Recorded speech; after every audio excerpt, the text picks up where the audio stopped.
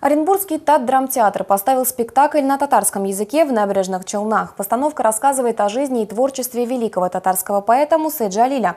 Мероприятие организовано Всемирным конгрессом татар в рамках Года родных языков в республике и приурочено к 115-летию со дня рождения великого поэта.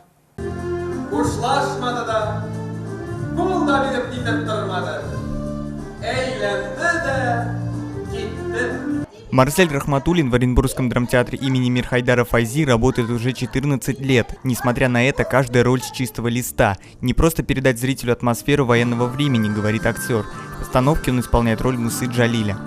Каждая роль, она своеобразна по-своему. Что-то в ней ты находишь для себя, что-то такое горячее, жгучее, то, что тебя движет, то, что ты хочешь донести конкретные какие-то мысли аудитории, зрителям. Сама постановка уникальна, создана по произведениям поэта. Этапы жизни Мусы Джалиля. Месяц, наверное, работа. Дольше работа шла по тому, как собрать этот материал и сделать это. Этот спектакль создан по мотивам его произведений, рассказывает о его где-то жизненных моментах и о его творчестве.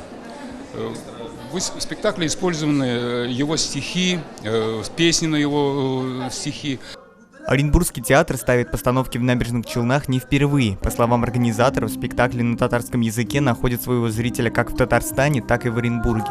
Вообще долгожданные гости, и мы выражаем огромную благодарность в первую очередь это Всемирному конгрессу татар, который организовал такие гастроли, и все зрители сегодня, они пришли на бесплатный показ, и среди зрителей очень много у нас школьников, студенты, рабочая молодежь. Музыкально-драматическая постановка собрала в Челнах почти полный зал, и это несмотря на то, что спектакль показывали в рабочее время в будний день.